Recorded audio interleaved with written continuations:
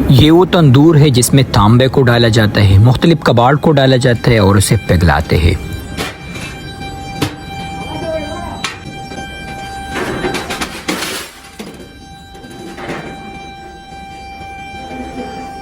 अब इन लोगों के पास इतना ज़्यादा कबाड़ आता कहाँ से है? तो आपको बता दो, हम अपने घरों से जो कबाड़ जिस बंदे पे सेल करते हैं इसे कबाड़ी कहते हैं।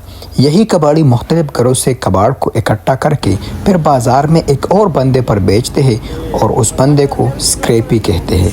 स्क्रैपी अपने हिसाब से इस कबाड़ के साथ छेड़छाड़ करके फिर इसको एक और बंदे पे बेचते हैं, जिसे डीलर, फैक्ट्री का डीलर या मिल का डीलर कहा जाता है। तो मतलब ये घरों का ये कबाड़ 3 मराहिल से गुजरता है, कबाड़ी, स्क्रैपी और मिल का डीलर।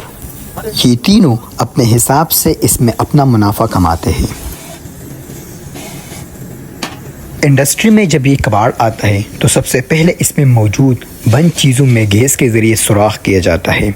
ये इसलिए ताकि तंदूर में ब्लास्ट ना हो जाए। और इसी तरह जो भी चीज़ जो ज़्यादा वॉल्यूम ऑक्यूपाई करता है उसको भी गैस के ज़रिए काट दिया जाता है।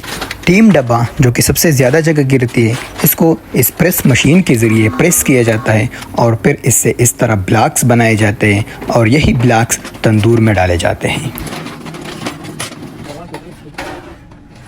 एक ख़ास अमाउंट ऑफ कबाड़ को इस तंदूर में डालने के बाद अगर इलेक्ट्रिसिटी पावर बराबर हो तो कंप्लीट पिघलने में 2 से 3 घंटे लगता है। यहाँ पर बैठा हुआ ये मज़दूर स्क्रीन पर नज़र रखता है और इस बात का ख़ास ख्याल रखता है कि इलेक्ट्रिसिटी का पावर एक ख़ास मकदार से ज़्यादा ना हो जाए। जैसा ही टाइम कंप्लीट हो जाए तो एक दूसरा तंदूर इस पिघले हुए तंदूर के पास आता है और इसमें ये पिघला हुआ तांबा डाला जाता है। सारे कबाड़ को तंदूर में डालना और फिर इसको पिघलना और इसके बाद पिघले हुए को दूसरे तंदूर में डालना, इस सारे प्रोसेस को डलाई कहते हैं। एक डलाई तकरीबन 2 से 3 घंटे लेते हैं अगर इलेक्ट्रिसिटी का पावर बराबर हो।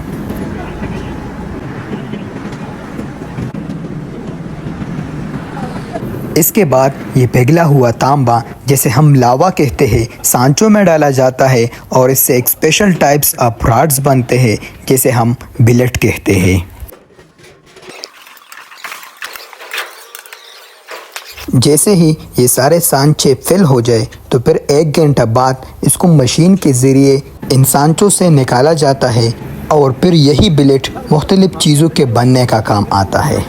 इन सारे प्रोसेस में 2 लोग इम्पोर्टेंट रोल अदा करता है, एक केमिस्ट और दूसरा इकोनॉमिस्ट। इकोनॉमिस्ट मार्केट में सप्लाई और डिमांड की बुनियाद पर काम करता है, लेकिन केमिस्ट फार्मूला को मेंटेन करने पर काम करता है कि किस तरह एक अच्छा बिलेट बनाया जाए। अगर ये 2 लोग अच्छा काम करें तो उसको इंटरनेशनल सतह पर 30 करोड़ रुपए भी मिल सकता है।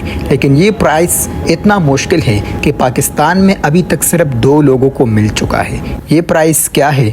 अगर आप इसके बारे में मज़ीद जानना चाहते हैं तो नोबेल प्राइज़ के इस वीडियो में आप देख सकते हैं।